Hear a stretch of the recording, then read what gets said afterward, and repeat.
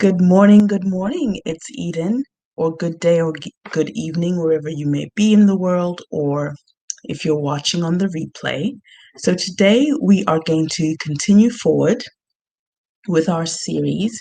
We are going to be making a hair oil, and I would like to make a multitasking hair oil.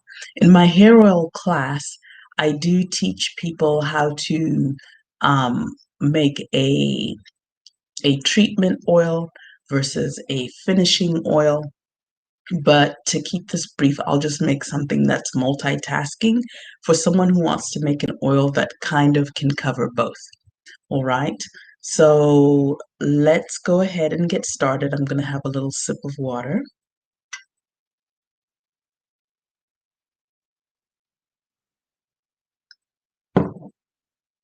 All right. So hair oil. Hair oil is really an interesting thing. Sometimes I tell people just start with an oil and a butter, and they don't want to do it. But really, you can actually build an entire business just on oils and butters. Okay. I've done it before. It's not that hard. So you need to be open to that. If you feel like your budget is small, if you feel like formulating more complex products is hard for you.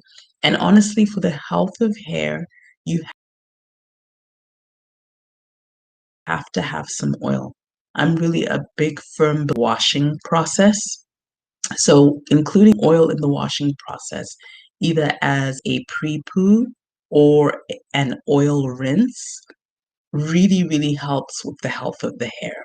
It also gives the nutrients that you've put in your oil, because of course we're making an herbal oil, to absorb into the scalp because of the heat, either from, wearing a shower cap and going under a hooded dryer or wrapping a towel around it, or if you're a little lazy like me, and just the heat from the hot water in the shower will help the oil penetrate, will open up the pores of the scalp a little bit more so that the herbs and essential oils that you may have put in your oil can penetrate a little bit more.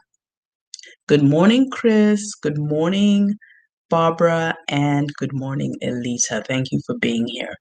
So I would say that doing that one, it helps the and even if you just used a basic carrier oil, right, with nothing in it, just the heat would help to sort of the oil to penetrate the scalp and the hair a little bit better. And just the oil itself, assuming you're using a good quality oil, has nutrients that our skin needs. Our skin needs water and it also needs oil. So it's going to have omega fatty acids. It's going to have, all kinds of things that are in the fat area of the, scientific spectrum that our skin actually craves. And it's going to help with scalp health and hair health. Obviously, the key is you don't want to clog the pores with oil, but that's the advantage of the washing process. It's hard to over oil when you're washing your hair. Another reason oils help in the hair washing process is that the washing process creates friction. We already covered on day 2, I believe, when we were talking about shampoos, how when you wash the hair, it ruffles the cuticles, so it, kind of stands up. So when you use an oil, it makes that process a little bit gentler. So the oil is kind of creating a barrier between hair strands so that as they rub up against each other, they're not ruffling each other as much. Oil also helps with detangling, so it makes the hair not so difficult to detangle in the shower. Some people actually like to detangle with a shampoo. That's not really my jam, but if you do detangle with a shampoo and you've used a pre-poo oil, that is going to make your process a lot smoother and you're going to have less breakage. All right. Good morning, Gloria and Justina. Thank you for joining us. So these are all really important reasons to use an oil in the washing process. And I'm mentioning this because a lot of times people have a hard time marketing their product. But you got to think about it in terms of doing a service. You show up with a sincere heart to inform people of what you'd like to share. Um, I'm so sorry, I just realized my volume wasn't up. Hopefully, you could hear me. Um, you show up with a sincere heart, okay, and you share information with people, because just because it's basic knowledge for you, it's not basic knowledge for everyone. Someone is starting on day one to really learn how to care for their hair. There's always a day one person, and there's always a day, a year four person who's going to learn something new from you that they didn't know before. So show up to share these tips and these reasons why they should use an oil. So maybe they might not use your oil, but they walk away with a gift. That gift is knowing why that oil is important, right? So and then chances are they will remember you. It makes your brand sticky to them because you gave them a beauty epiphany. And eventually they'll circle back and buy something from you, or they will recommend you to someone else. Somehow they'll just stay in your sphere because they'll now have that association that you give them valuable information that changes their life, right? So be that person. So that's the washing process. Talked about it helping to cushion the washing process, it helping to prevent breakage, it helping to um, help with hair growth, with balancing scalp conditions, just all depending on the oils and herbs and so forth that you choose. Now, what I call a finishing oil is something that we use in the styling process. What do we use to style our hair, and what do we use between washes to maintain our hair? Right? So some people like to oil their scalp. This is a good practice as long as it's not done excessively. But oil is a great thing to put on certain patches of hair, maybe that don't grow well, or that have experienced some breakage or damage, or some people who have an itchy scalp. Their scalp only itches in certain areas. So, sort of oiling that area with a suitable oil, not something that's going to clog their pores, but something suitable that is light enough to be absorbed into the scalp. And if that oil has herbs and essential oils in it, it's going to enhance it even more, right? Um, Jean-Baptiste Wilda, you are greeting us from Paris in France. Very nice. I love Paris. It's such a beautiful city. All right, so those are all things to be thinking about. Another reason we use oil in the finishing process is we want to seal in moisture. So a light oil is probably best for this. However, on wash day, if you sealed in with something really thick, like I know some people will use straight up just Jamaican black castor oil, no chaser, um, and it works for them, to seal in the moisture on wash day. But I don't know that I would use it repeatedly between washes, unless you're the kind of person who's washing their hair every other day, um, and doing wash and goes and stuff. But if you're washing like once a week, like most people, or every 5 days, then a castor oil would only be good as a finishing oil on wash day. So you want a finishing oil that people can use repeatedly, because they're going to refresh their hair, they're going to want to seal in the ends. So I prefer a finishing oil to be light. So if a treatment oil has the possibility of being heavier, right? And honestly, I prefer like a thicker treatment oil because you are washing it out. So you don't have to worry as much about grease. And the thicker oils tend to be wonderful treatment oils. Um, and I prefer a lighter oil for finishing oil because people will put it on their scalp. And also, you don't want the hair to feel greasy, you know? How do you combine the two and make a multitasking oil? So let's, go into that a little bit. So on day one, when we were making our extracts, one of the extracts we made was an Amla and Hibiscus oil extract. So I advised you to infuse it in a light oil. something like sunflower oil, rice bran oil. You could do almond oil or jojoba oil, whatever is a light oil that is stable and that is affordable, okay, for you to buy. So you don't want to infuse in really expensive oil. Like you don't see scientists infusing, um, herbs into prickly pear seed oil, which is extremely expensive, for example, and then selling that to people. They always use a basic oil like a sunflower oil, which is still nutritious and so forth, but it's very inexpensive. It can be as low as $17 a gallon at the crafter level. That's really inexpensive for a whole gallon of oil. And it could be high quality, organic, and cold pressed, and so forth. So sunflower oil is inexpensive. It's stable, meaning that it doesn't go rancid quickly. You can expose it to light, you can expose it to heat, and it's not going to alter too much. I wouldn't expose it to too much heat. It's not as like sturdy as say coconut oil can be exposed to a lot of heat. But like just sunlight, for example, that kind of heat, normal heat, not like heating on the stove. Yeah, and it's light and it absorbs really well. It's sort of a wet, light oil. And so it can mix well with many things without altering the formula too much. All right. So because this is a multitasking oil, ordinarily for finishing oil, I just have people put it in at a lower percentage, like at 10 or 20%. But because it's a multitasking oil, I might have you do it as a higher percentage just in case people want to use it as a treatment oil versus a finishing oil. And you want it at a higher percentage in a treatment oil just because you are rinsing things out and so forth.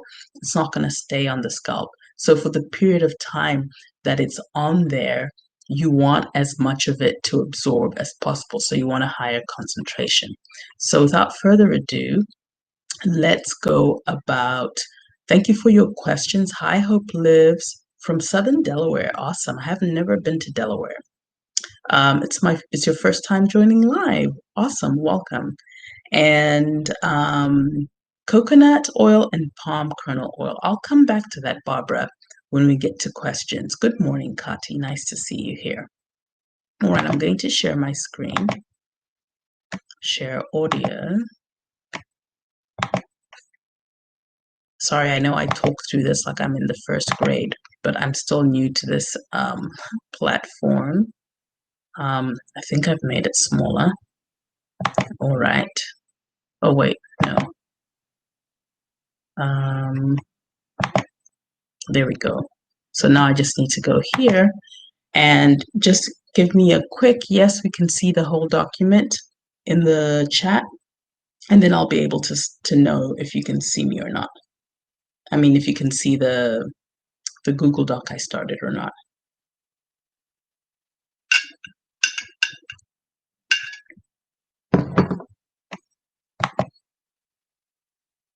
Hey, Femi.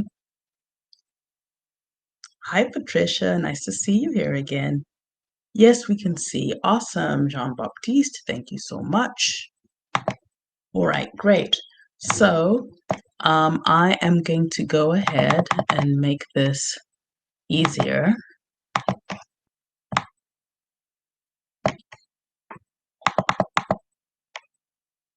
All right.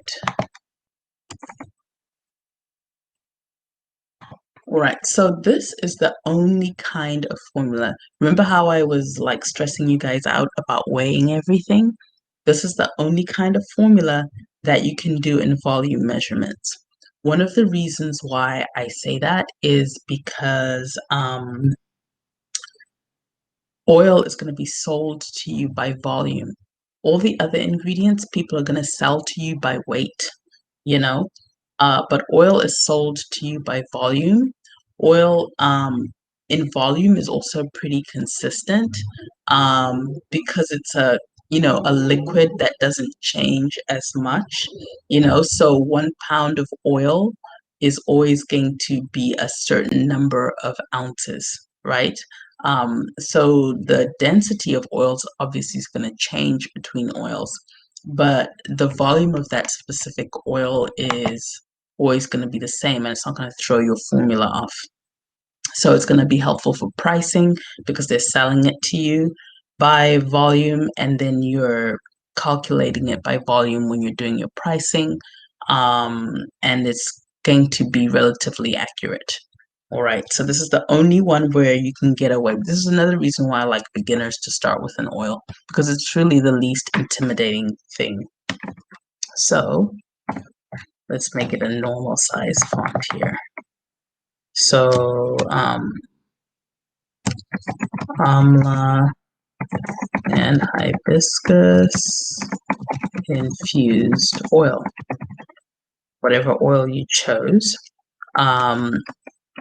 So like I said, for a finishing oil, I usually like to do about 20%, maybe 15%. But because it's multitasking, I'm going to go as high as 30%. Okay. And then I want to do 2 oils today. I'm going to do let me see my time. Maybe I'll just do 1 oil. Okay. Well, let's just see what kind of time we're working with. So Amla and Hibiscus infused oil. And then I would like to do 10% of castor oil. So castor oil or black castor oil, whichever one you prefer. Let's go at 10%. And ordinarily in a finishing oil, like I said, I feel like it would be too much. But I feel like castor oil at 10% in a multitasking oil, or even in a finishing oil, is just enough to get the benefit of the castor. And it'll thicken the product just a tiny smidge, just kind of make it a little bit richer so it doesn't just slip through your fingers.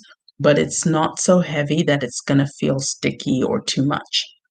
So castor oil at 10% is just perfect, right? Then the next thing I want to do, I want to use some of the African oils. So this is going to be great for our friends who are on the continent, especially in Southern Africa, because you're going to be able to access these oils affordably. For those of you in the States, they are going to cost a little bit more, but it's going to give you that exotic factor. Then I'm going to do another formula after this one with the more sort of easier to find oils, the almonds and the avocados and so forth, just so that people have the option based on where they are to find what they need to find. So I'm going to say marula oil has a really nice complex array of fatty acids and so forth. So we're at 40. So let's just say 20% here. And then I will say mongongo oil.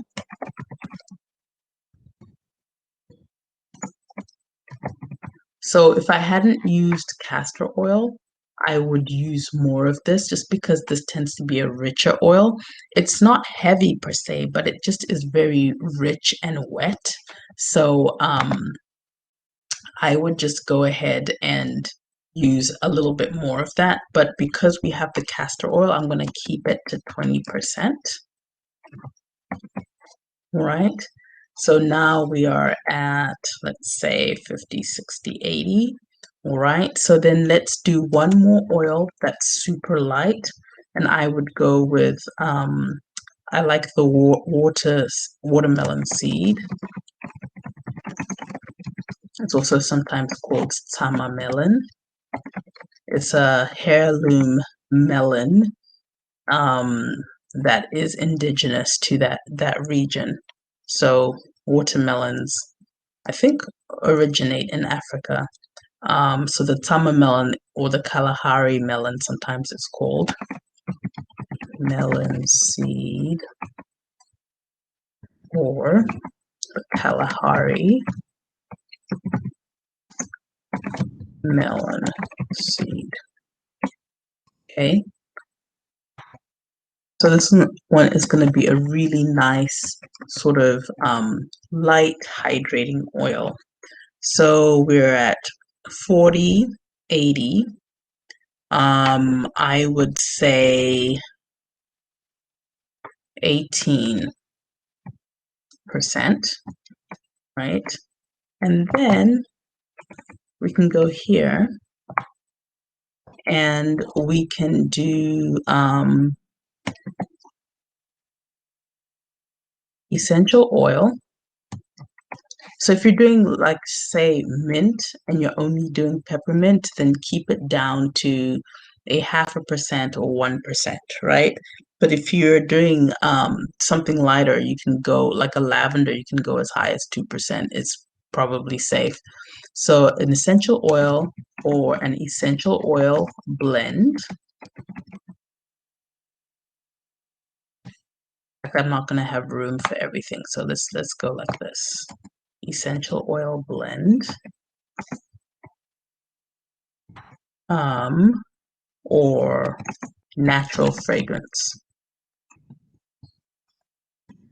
And you can also blend a natural fragrance with an essential oil blend, especially if you're using essential oils that feel like super pungent, that don't smell pleasant. Like if you're using an essential oil like thyme, for example, which is amazing for hair growth, but it's intense. I would definitely do thyme with a blend of other essential oils that will kind of tone down that smell. And I would also probably add a natural fragrance to sort of balance it all out. Okay, so that's our African oil one.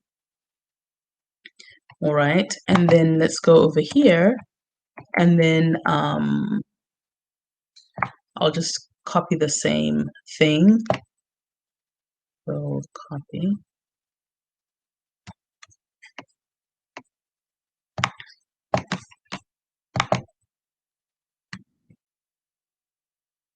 Right, and then let's say ounces.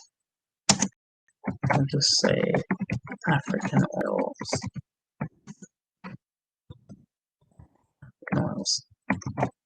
right? And then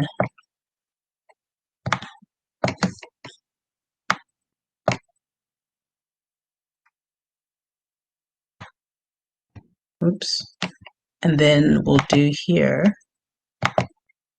If only I could type this morning. I'm a little sleepy, as you can probably tell. Let's do, I don't know what to call this. Let's just say more common oils.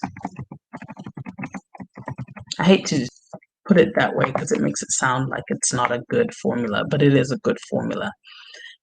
Just for lack of better choices of words. Okay, so here I would put something like grapeseed oil. And one of the reasons why I like grapeseed is that it really absorbs well in the scalp, especially in hot oil treatments. It works well in rinse out treatments. And when combined with other things, it makes a great finishing oil. I love avocado oil. It tends to work well for so many people. It absorbs well. It softens the hair. It just seems like just a go-to oil that a lot of people love. Um, so I would say grapeseed, avocado. I think argan oil is really beloved by a lot of people. It can be a bit pricey, so I'm going to give you an alternative if you don't want to do argan. Let's see, let's do this. And then I can go here. So let's say argan oil.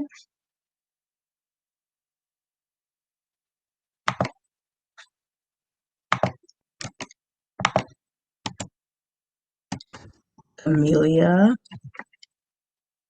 or camellia seed, which is the seed of the green tea flower plant, I think. The green tea, I guess the flower of the green tea plant uh, has a seed that they press oil from that's really lovely. And it's actually inexpensive, which surprises me. Um, and it kind of, feels nice in the hair. It coats the hair without feeling sticky, and it almost feels like a dry oil, and sometimes is thought of as conditioning the hair, or I will say apricot kernel.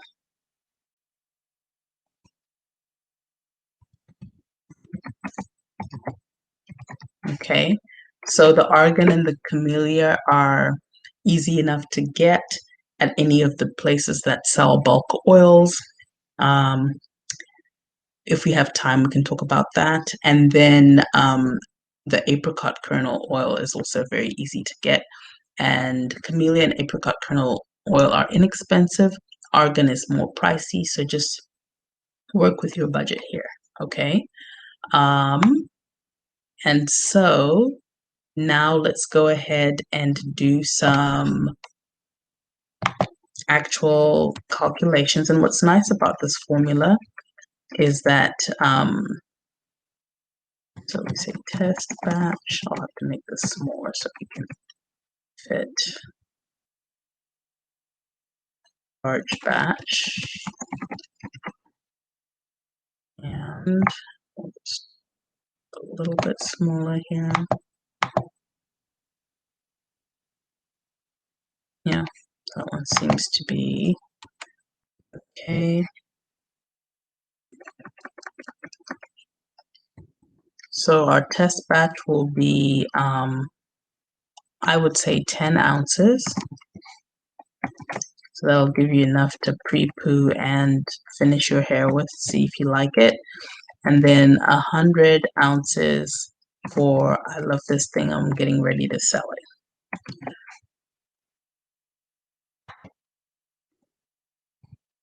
Okay, so this is going to be super easy to do, as you will see. So let's go with 3 ounces and 30 ounces. A really large gap between these two, but that's okay. I don't feel like we have time to correct that. 10 ounces, 2 ounces, and 20 ounces. 2 ounces and 20 ounces. 1.8 ounces and 18 ounces. Then here we would say 0.2 ounces. So 0.2 ounces is going to be about 6 mLs. So I'll just go here and put 6 mLs because that might be too difficult to do in a measuring thing. So just put 6 mLs here.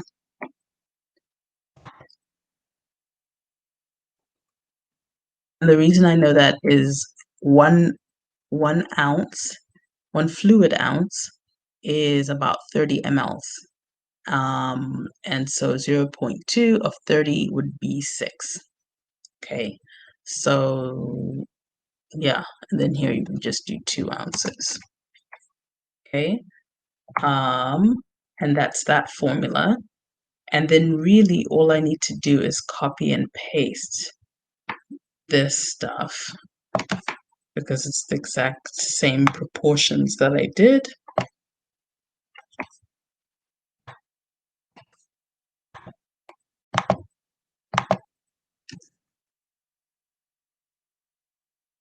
And then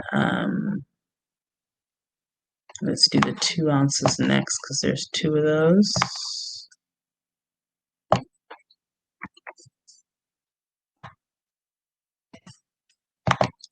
Okay.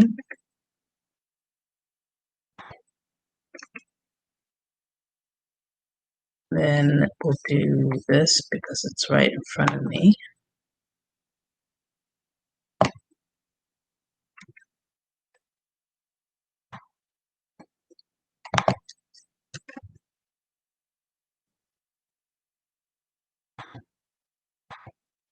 So, oh, it's a pity.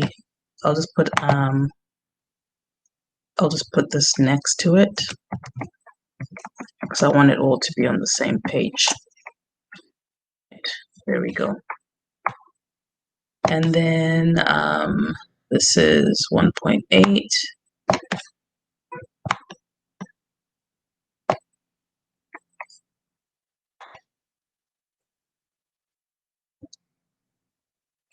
And this is 1 ounce.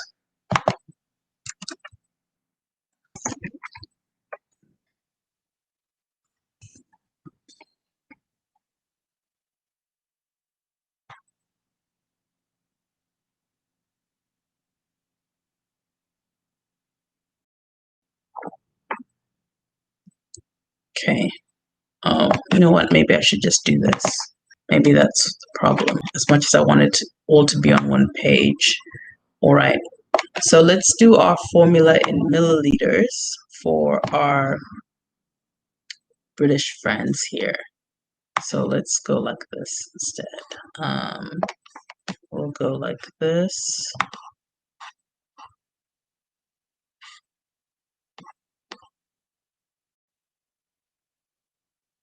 Okay.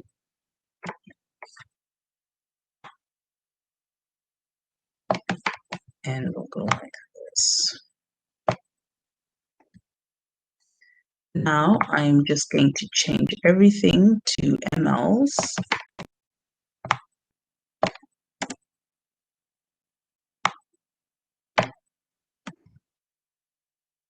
Our test batch is going to be 100 mLs. That's about 3 ounces for them. But you can always double the amount if you want to do it. If you 100 mLs is enough to test for a finishing oil, and then if you want to pre-poo, you can just double it.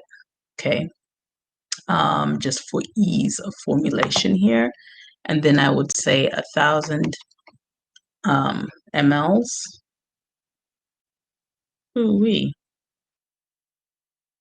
mLs.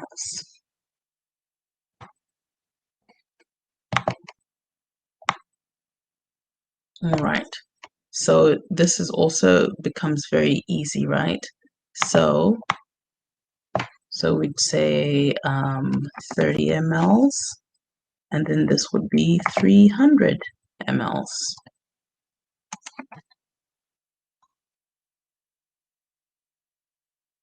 Then this would be 10 mLs and 100 mLs. And this would be 20 mLs. So you can see the left column,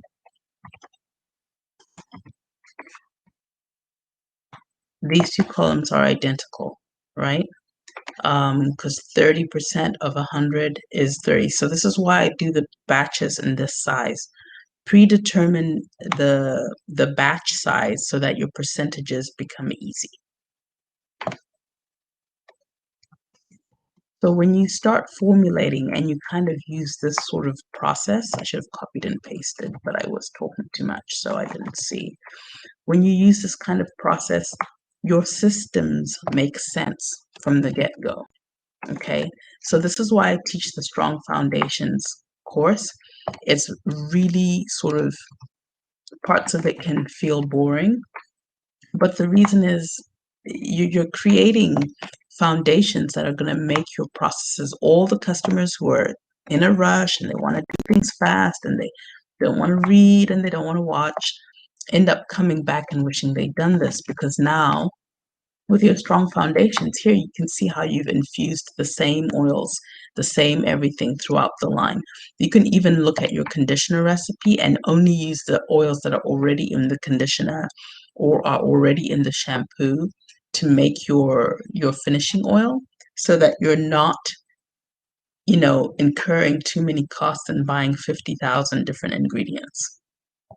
So just kind of be thoughtful about how you're doing stuff so that your life can be easier.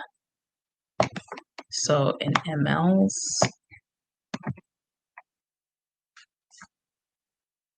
all right, so this is perfect. It's right here for me. Ooh. Okay, Control copy.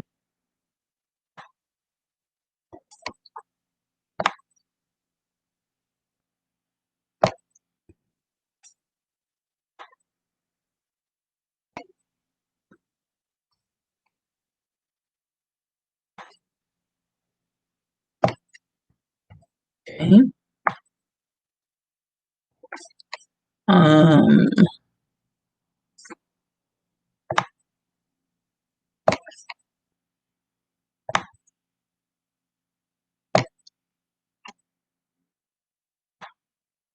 we're just gonna copy that down here. Oops, what have I done? Here we go. I just need to go down a little more. Okay, here we go.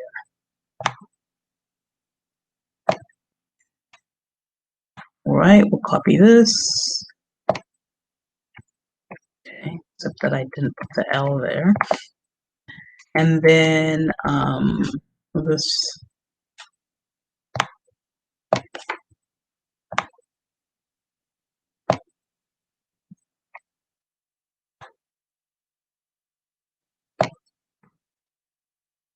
and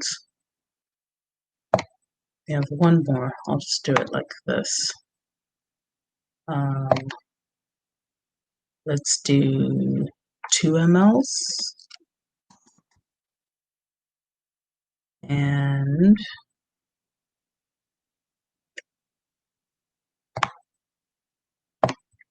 20 mLs.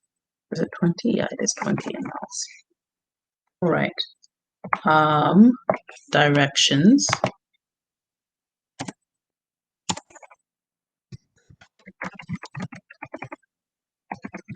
Measure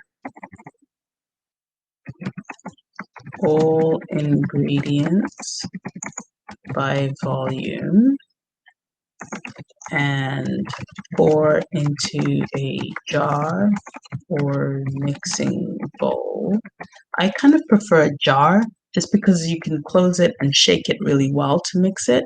Sometimes people mix very lazily in a bowl and they just kind of stir 3 times and think that it's mixed because you can't really see, but if you put it in a bowl, make sure you mix it really well so it's all mixed evenly. Or mixing bowl, shake or mix evenly with a spoon. I know that's terrible English, but I think you know what I mean. I kind of don't want to spend too much time on the directions today because they're really simple. All right, and I don't even have to color code anything. It's just easy. The whole thing, just throw the whole thing together and mix it. And that's essentially the recipe. Okay, so let's go here and we can stop our share. And I'll look at some questions before I run off.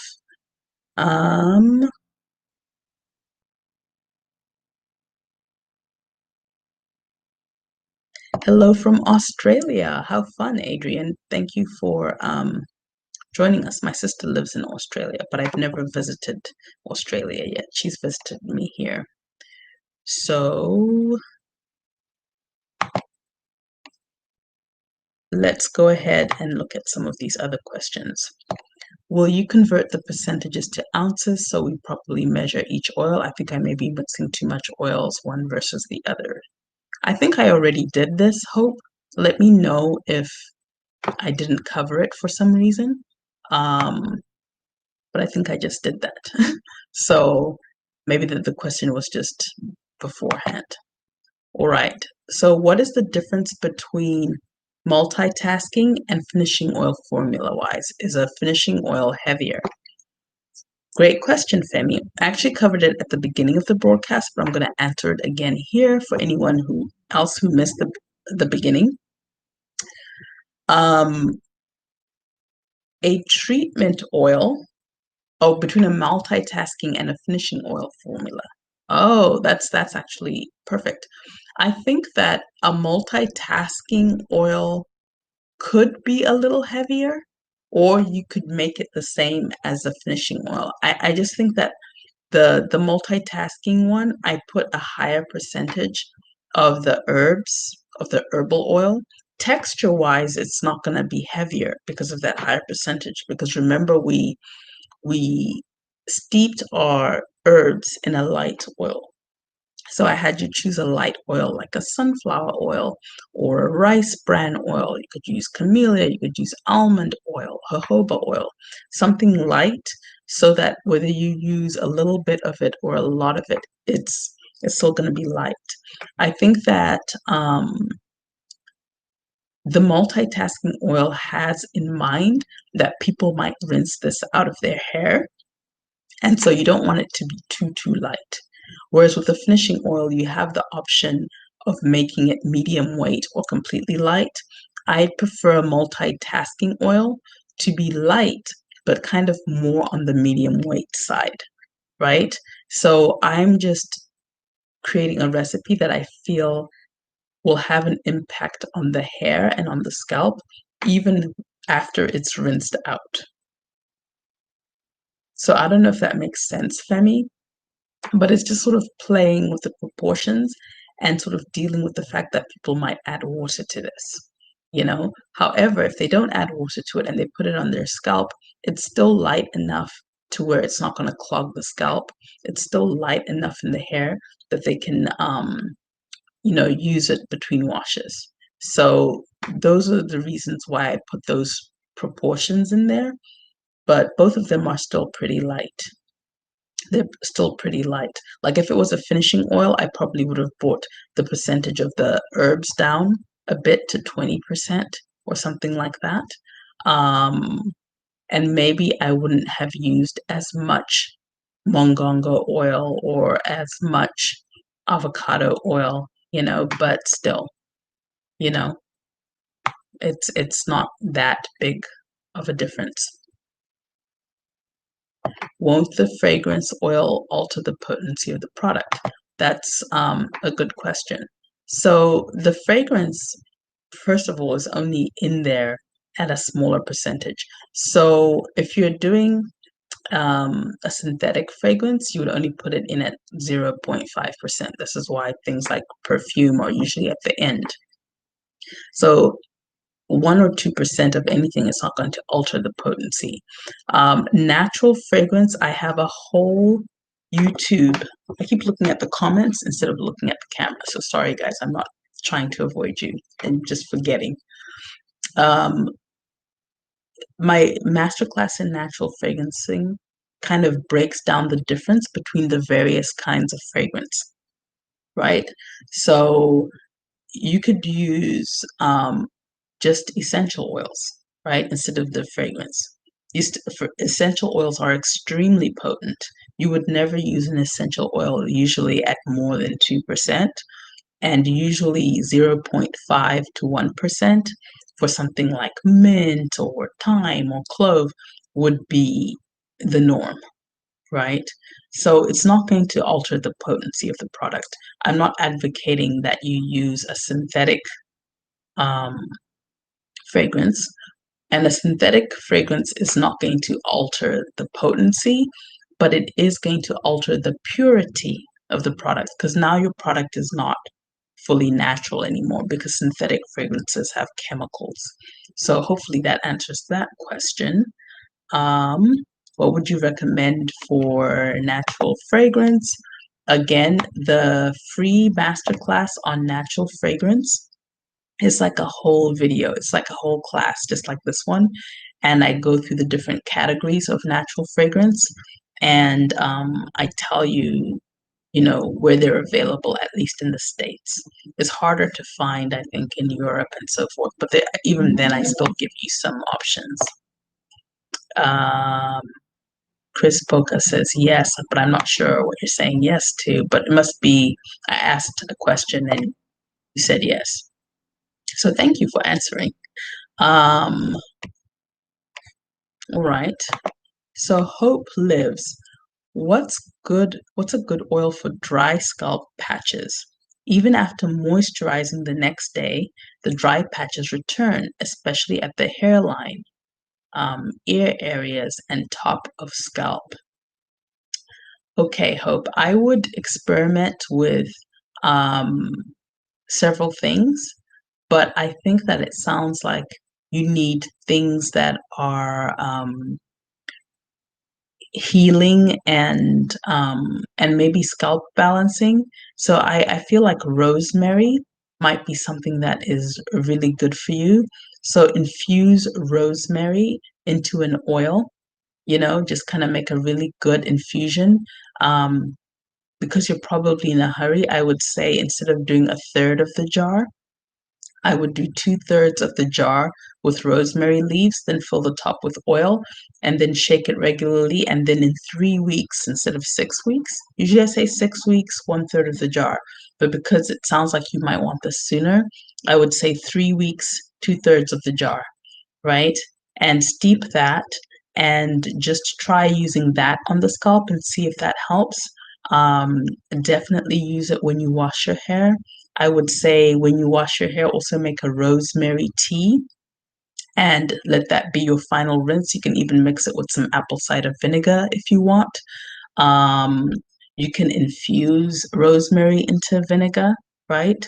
So if it's like a scalp balance issue, if you're overproducing oil or underproducing oil, the rosemary will help to sort it out. Even putting a little bit of rosemary in your shampoo or your conditioner, like essential oil, that'll help.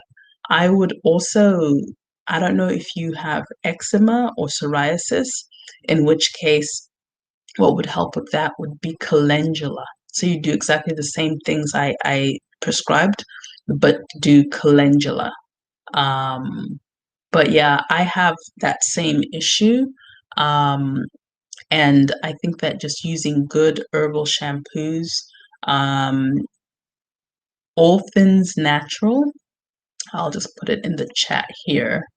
She has great products for scalp. That's all I use for my scalp. I use her refresher, I use her shampoo. Um, you know, I make my own oils, so I don't bother with that. But the other things I don't have as much time to make. So that's what I use for my scalp personally. And for my kids, because they don't have scalp issues, I use other products like Rosiona Naturals was here and, a few other people. I try to support small artisanal businesses, but All Things Natural, you can find her on, Etsy, and she also has her own website. So if you have scalp issues, that's who I would use for that.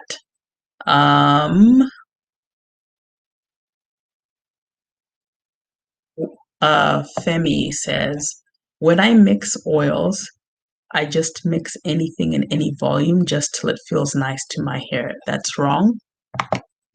No, that's not wrong. Um, you know, but if you are selling a product, you're going to have to take notes, right? So you understand what it is that you're doing. If you're wanting to sell a product, when you mix anything in any volume, just have your notebook. You should have like a little formulation notebook that's dedicated to just formulating and take notes of what you did because I know you think you'll remember how much you mixed, but you won't remember eventually because you're not mixing oil every day. So just kind of, be sure to sort of look at what it is that you're doing and take note of it. It just feels like it would be easier to think of the proportions in your head and mix it first and then see how it felt. And then if that didn't feel good, switch out the percentages, because eventually it comes down to, once you're being consistent, you have to create a formula so that it can be efficient. So you might as well create the formula from the beginning. So what you're doing isn't wrong. It just sounds like it's easy in the beginning, but in the long term, it may be harder for you. Once you start replicating processes, once you start trying to make larger batches, and it might also be difficult to create a consistent product. But if you're just doing this at home for yourself, girl, mix away. Mix away till it feels good. All right, hope lives. I can't wait to share this video with my godmother looking for natural oil. She's going to be so happy to learn from you. Awesome. Hopefully this will help her. Stanley Tetty says, good job. Thank you, Stanley. Good morning, Abigail Sunday. Thank you for the conversions. I'm learning so much. So I think this answered your previous question, Hope. Can you add preservatives to pumpkin seed oil as it goes rancid within months of purchase? Also, if I wanted to add silicone to this oil, do I need an emulsifier? All right, Patricia. So if you buy a silicone, and as long as it says oil-based, right? Or, mix in the oil phase or whatever, as long as it's an oil and you're confident it's an oil because it says so on the website, you don't need to add a preservative because you added silicone. What can you add to preserve pumpkin seed? I would say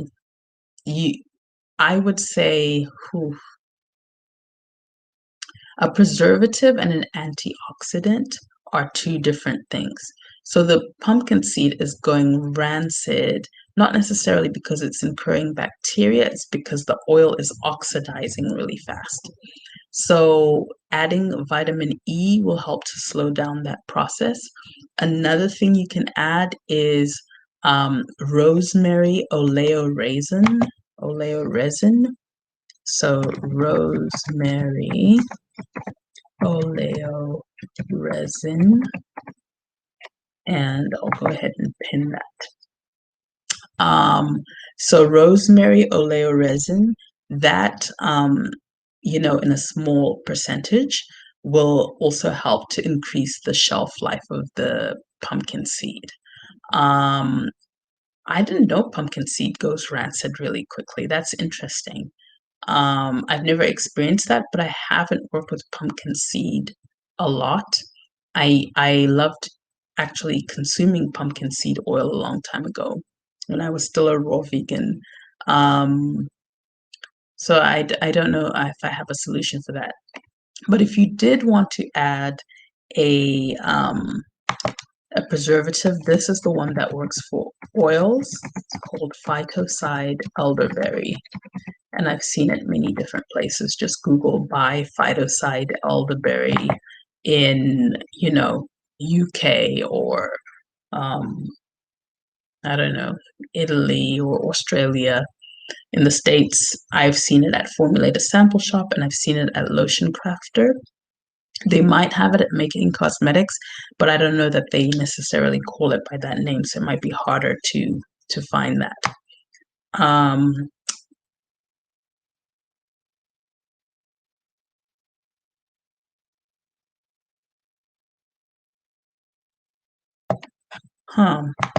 I'm not really sure what lupus is. I've heard of it, but I'm not really sure what causes lupus. I don't know if it's an inflammatory, like the body is inflamed and it's an inflammatory response, or what's creating that. I would combine rosemary and calendula so that if it's a scalp balance issue, it takes care of that. And if it's inflammation, like the calendula, rosemary also soothes inflammation, but calendula is super soothing to inflammation, so I would consider that might help her. I'm pretty sure it would help, just because they're such healing herbs. So I would go ahead and give that a try. All right. Hope lives. Rosemary infused oil, 2/3 of a jar steeped. Use during wash, rinse with green tea or with ACV. Notes here so I don't forget. Okay, there you go. Yeah, and you can, oh, and when I say wash, you can also make you can also make a tea of the rosemary. It says green tea, but maybe you meant rosemary tea. So I would do rosemary tea on its own, or I would do rosemary tea with like um an eighth of a jar ACV with rosemary tea. So just a smidge of the ACV, and then the rosemary, and that'll really help. All right. And I think in the locks class, I talk about how to make an ACV wash. And so there's difference between an ACV rinse and an ACV wash. An ACV wash is kind of like half ACV, half water, or half tea. And then you use that to wash your hair repeatedly until it's clean, being sure to scrub the scalp and so forth. The other one is just a rinse that you do as the last step before you put in any styling products or whatever. So, will your hair smell like vinegar? It will, but once your hair dries, the vinegar smell goes away. Um, so, okay, I think I already did that. Can you spell calendula? You spelt it right. That's exactly how you spell calendula. Kiara Perkins. Hey, Miss Eden, what is a natural preservative you would recommend that's universal for toners, face washes, shampoo, etc.? Okay, I recommend gluconolactone with sodium benzoate. And gluconolactone with sodium benzoate. Okay, so there you go.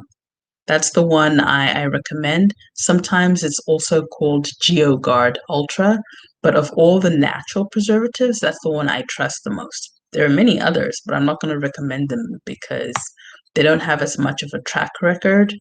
So, there have been products in Sephora and fancy places that use these other natural ones, and people were returning the product because it had mold in it. So, just because it's natural doesn't mean that, it necessarily works. So let me see. Femi, thank you so much, Femi, for your $10 super chat. That's so sweet and generous of you. I will buy a cup of tea and think of you.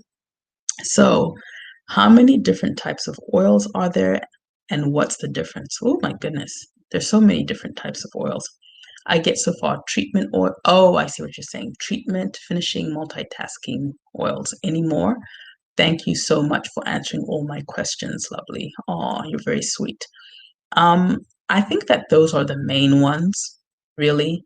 And we could go into subsections of these oils, but they're all variations of treatment. So, treatment oil is basically something you're using in the washing process. A finishing oil is something that you're using to style hair. A multitasking oil is creating sort of an efficient product that can do everything. So, those I would say are the main types of oils, and that applies to body oils as well.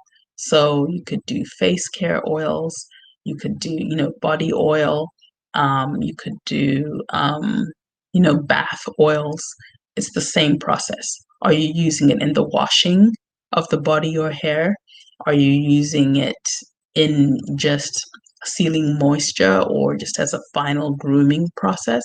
Or you're creating an oil that can be used um, in multiple ways. All right. So hopefully that answers your questions. Okay, so I think I answered this. I'm gonna have to jump off soon because I gotta get the kids ready for school. How much ACV do I mix with rosemary oil during washing? Gonna do today. Which tea do I mix rosemary oil with? Green tea? How much rosemary oil should I be adding to my hair oil, shampoo, tea? Okay, so what I would do is I would take like a 32-ounce mason jar, kind of like this, right? Sorry, you can't really even see it. The camera is not even that awesome. But this is a 32-ounce, which is about a quart, which would be about, I don't know, like maybe a liter or something like that. So I would I would make a rosemary tea. You can just use the rosemary that you get in the grocery store, right?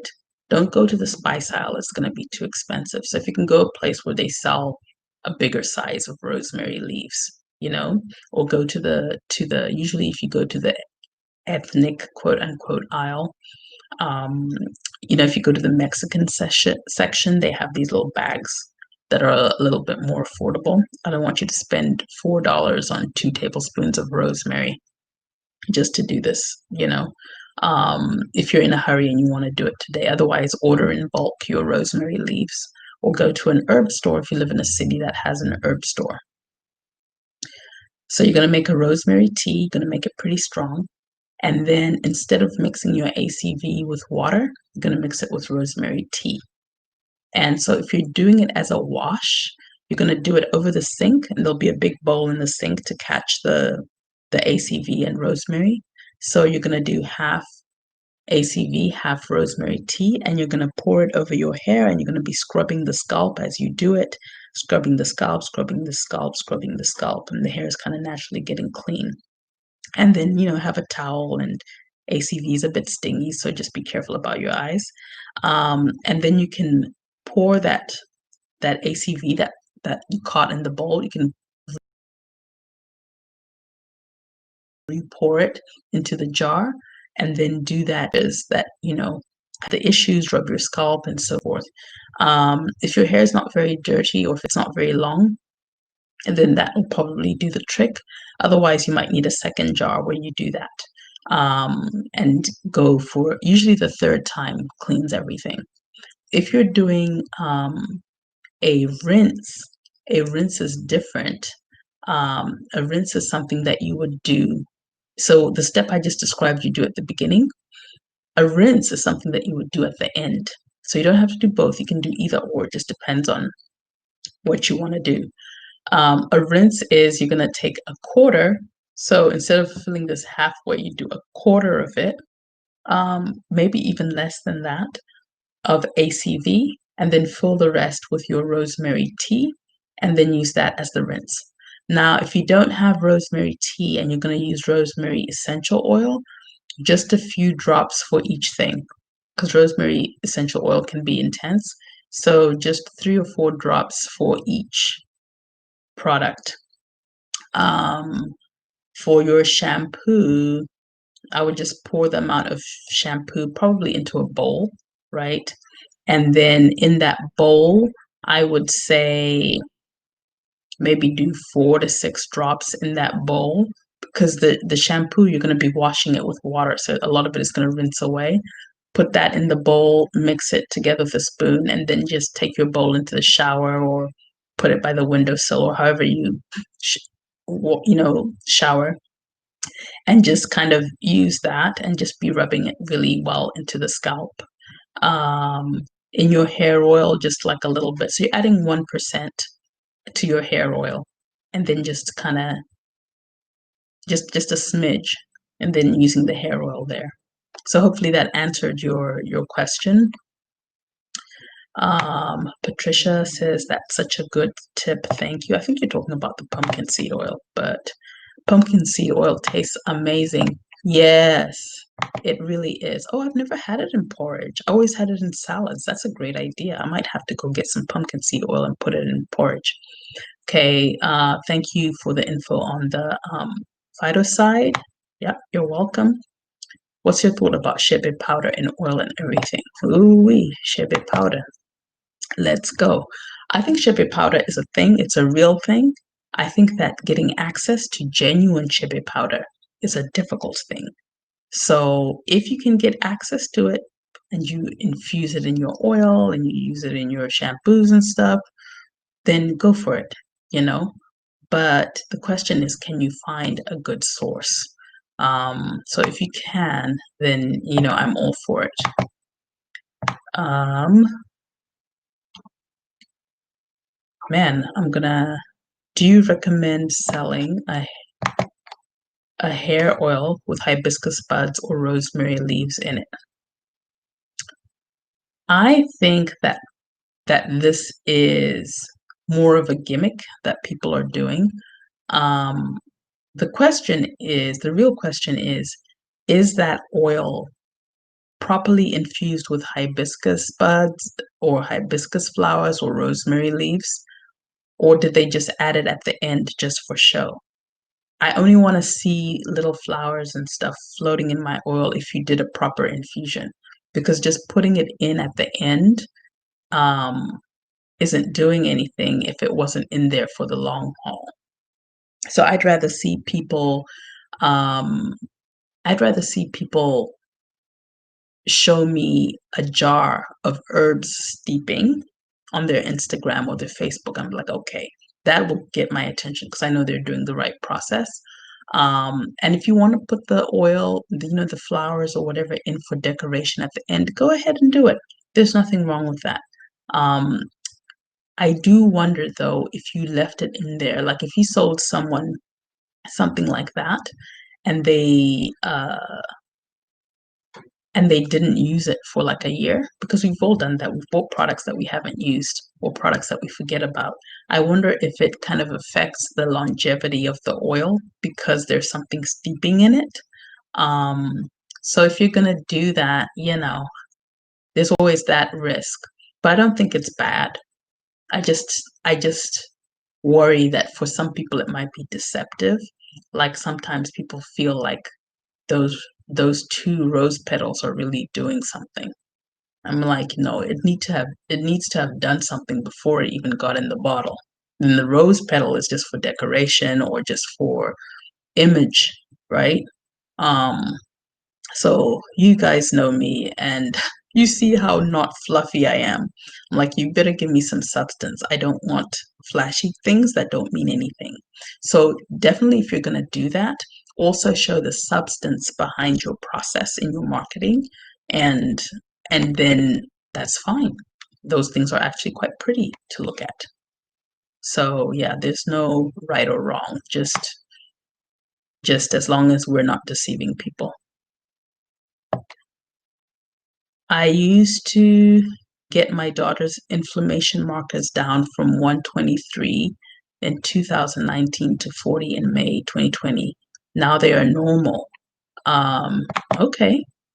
And you're saying that you did pure mangosteen pressed juice, including skin, seeds, and flesh of fruit. Wow. That's awesome, Hope Lives. Hope Lives. Um, that's really awesome.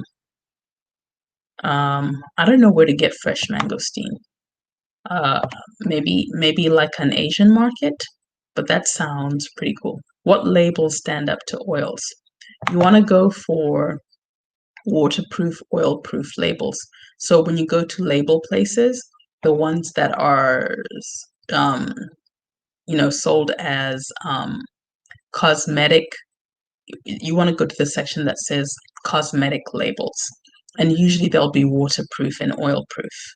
Um, I know BOPP, I'm not sure what that stands for, but if you can get BOP labels, those tend to be oil-proof and waterproof as well. But whatever company you're ordering labels from online should be able to take care of that. So let's see. Thanks so much for your videos. This has helped me so much. Very informative. Oh, I'm so glad it's helped you, love. Thank you so much, Cairo and Curls. That's a great name. So Chris Polka. Oh, thank you so much, love, for your $10 super chat. That's really sweet. I will also have a tasty beverage on you. Hi, Eden. My label description disappeared over time, and then I can't tell you which batch it's from. Any suggestions on labels that stand up to oil? I think I just answered that. I just hadn't, gotten to it yet. But yeah, yeah. So I would look at online labels. I have several clients who get their cosmetic labels from there. Just look for the weatherproof labels at online labels. Um, Lightning Labels has white bop. You can also just walk into a print shop and say you want labels that are waterproof and oil proof, right? And they will be able to stock that for you and create your labels for you. So, Robin Davis, good morning and thank you for this um, information. May God bless you highly. Thank you so much, Robin. Thank you for joining us. Thank you for, investing your time and energy into watching. So, may God bless you highly as well for your efforts of just putting in the effort to watch and learn.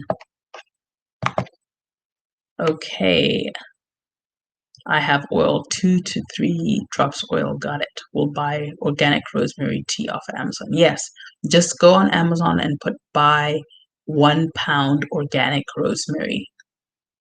Put rosemary leaves. If you put rosemary tea, they might show you the boxes. But you know what? If you put 1 pound, just putting 1 pound rosemary leaf, and even the organic options will show up. You say, thank you very much. You will implement. That's awesome. Afrocentric Anatomy TV. Ooh, that sounds interesting. Great info. Thanks so much.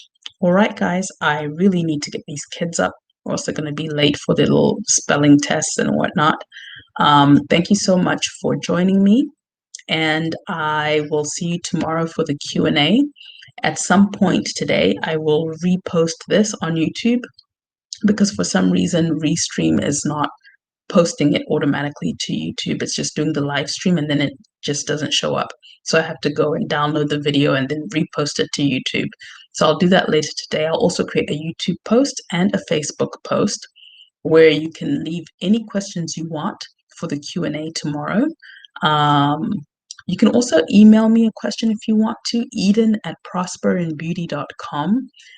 But just put in the title, in the subject line, put question for Saturday or question for live stream so that I can put them in a folder all in one place to answer, okay, during the call.